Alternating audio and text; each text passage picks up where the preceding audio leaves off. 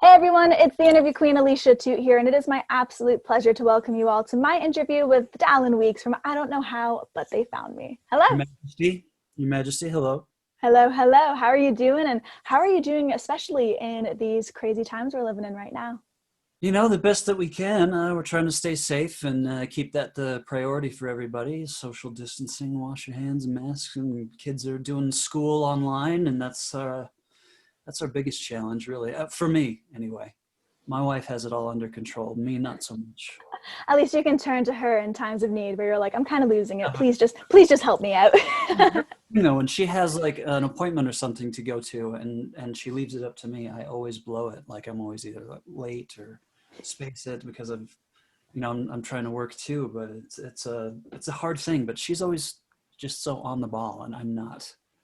It's a good kind of yin and yang to have, though.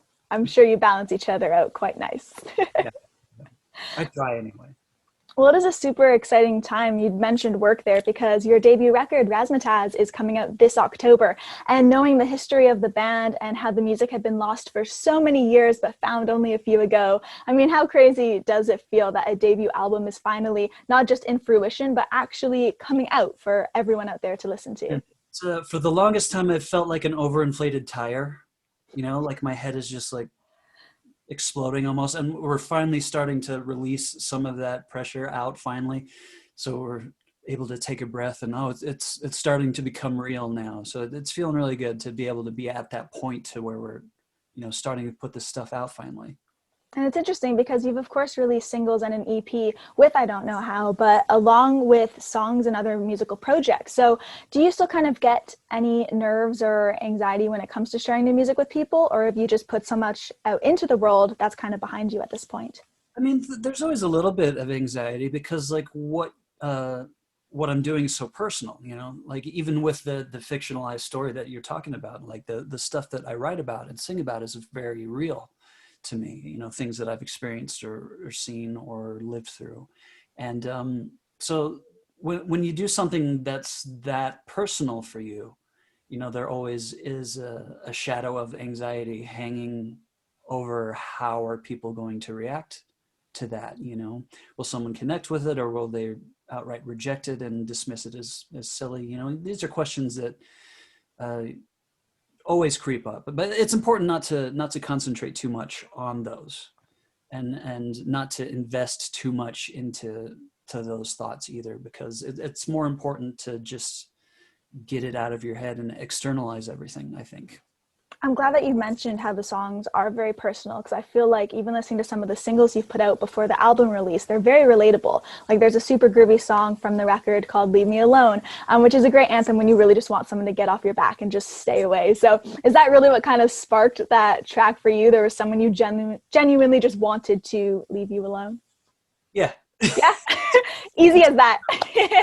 heart and soul of it, but I think the foundation of that song for me is the line in the chorus, the devil that you know is better than the devil that you don't, which is an old cliche, but I used it because I think for the most part, people largely tend to stay in toxic situations or environments because it's familiar to them, and rather than do something that's unknown, they stay in these bad situations. And that's certainly, I've experienced that as well, and luckily I found out that cliche isn't necessarily true. Like sometimes the unknown is way healthier and more beneficial to you, but it's certainly scary taking that first step into it. So that's kind of what that song is about as well. I like how it's a serious topic, but it's such a funky jam at the same time. So the juxtaposition there is really fun. Yeah, I think that's, it's sort of a coping mechanism that I think I have, because I tend to write about things that are dark or disturbing, but sort of gloss over them by making it sound happy sonically. But maybe it's a way of sort of, protecting myself Right. psychologically from like the realities of what I'm singing about, or protecting the people who are listening. Um, it's certainly not to glorify this stuff or to cover it up or mask it, because if you look at the subject matter, I do tend to write about things that are dark or disturbing, but I think it's more of a way to compartmentalize, or to what am I trying to say? To, I guess, process those things and deal with them and sort of let them go. I think it's the same way that we're all sort of fascinated by serial killers or things like that. You know, Right. people read about these people and write books about them and are so fascinated by it. I think it's because we all want to know how someone who's literally the same species as we are, can do Can be a certain way. so, you know. And I think it's the same way that comedians joke about this stuff too. It's a way to process it and deal with it, and because I think you can either, you know, find healthy ways to deal with dark things, or you can internalize it and keep it inside and bottle it up, and it can turn into something dark on its own. So I'd much always rather try to externalize that stuff and deal with it in a healthy way. I think that's what music is for me. It's pretty much a more fun therapy. And that's what a lot of people have kind of pitched it to me as. I'm like, I totally get it. Couch for an hour. Well, it's amazing how on the music circuit, so many friendships form, whether because of just joining people on tour or meeting at festivals. So I'd love to know a little bit about the first time you and Ryan actually crossed paths, and if you happen to just have instant chemistry from the jump. Oh yeah, well, I was doing a band called the Brobecks at the time, and we were looking on the hunt for a new drummer because ours was leaving to do school or something like that. And we were on tour in Texas. I think that's where Ryan and I met for the first time, because his name was sort of in our orbit for potential replacements. And he was playing for another artist. So I went to go see him play, and he was a pro. He was you know, doing everything that he needed to do to put on the best show possible for the artist that he was playing for. And so I was really impressed by that, and got to meet him briefly after, and we just sort of hit it off, and he was just really into everything I was doing. And he's always been that guy that before anything else, he serves the song first and puts his ego second, and he does the work, and he wants to work. And to be able to find a combination of those traits in a musician is pretty rare. So yeah, ever since then, he's always kind of just been my go-to guy when it comes to drums. That's amazing that you can form such a friendship so effortlessly, and then however many years later, it's like you're tighter than ever and literally releasing a full length together. So congrats on that. That's a pretty cool story. I mean, it's bizarre when you're a musician. Like you'll tour with someone and become friends with them over the course of a few weeks, and then maybe you won't see each other or talk again for years because, you know, schedules take you on different paths around the world. But when you bump into each other, it's like that time never really passed. You know, Yeah. it's kind of interesting. Well, just speaking of time passing, I know that 10 years ago, you were actually doing a bunch of odd jobs just to simply make ends meet. And now you've toured everywhere and have this project. So I was curious, what was the worst job that you had before your music really started to become known? Oh man.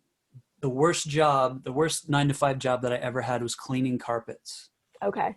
And I still have nightmares about it because it's just a filthy, filthy, terrible invention, and you shouldn't have it in your house, at least on the ground floor. Man, I still have nightmares about that. There's one job in particular that was probably the worst experience I had, where this apartment complex of about a dozen or so apartments on a ground level got flooded with sewage water. Oh, no. And this was in the first year or so that I was playing for Panic still. So I had to go in, you know, a hazmat suit and gas mask and gloves and all this stuff, and tear out this carpet and That padding. sounds horrible. It's awful, and it took like a week to do it all. It was terrible. So I'm guessing if someone were to come into your household, they would not see a carpet on the ground. It's definitely not in sight. Floors, you have it, but that's totally fine. I think most of the awfulness exists around your doorways and, you know, the high Right. traffic areas. Try to avoid carpet when you can. That's my 2 cents. Yeah, that's our public notice. Well, during these times at home, so many people are just going absolutely crazy, not being able to go to concerts. And I know, obviously, as a musician, that must just be driving you nuts not being able to perform them. So, the last thing I wanted to ask you about is if you could see one band live right now, just to kind of get out there and enjoy a night, finally, which band would that be? You know, the other day I had an opportunity to speak with Sparks, who I'm a Okay. huge fan of. They're a big influence. They've been making music for 40 something years, and to be able to talk with your musical heroes is pretty intimidating. Like I didn't sleep at all the night before. I'm like, what am I going to ask these guys? Because they've such a huge influence on what I do. But I've never seen their band as much as I love it. So I would love to see them be able to play live. The other one that came to mind when you asked that is the Flaming Lips. Okay. We played with them a year or so ago in Chicago, and they played one of my favorite records from front to back. It's called Yoshimi Battles the Pink Robots. And you know, I've never done acid or anything like that, but I imagine that the experience was similar. You know what's funny is I saw them perform a few songs off that record at Riot Fest like 6 years ago, and I'm the same way. I don't do any of that stuff, but I was like, this must be what it feels like. I feel like I'm tripping out right now. But it was such a beautiful experience. Like their Yeah. stage show, the sets, and they even did a cover of Daniel Johnston's "True Love Will Find You in the End." And I think at three different points throughout their set, I was just like crying, like by myself, just standing there, like, oh my god, this is so beautiful. So yeah, I would love to be able to see them again. Well, fingers crossed, sooner than later we get back to some sort of normal and you can enjoy both of those concerts and your own. I want to say thank you so much, though, for taking the time and hopping on here. It was a pleasure having you on the show. Absolutely, anytime. It's greatly appreciated. I appreciate what you do, and thank you for giving us the opportunity.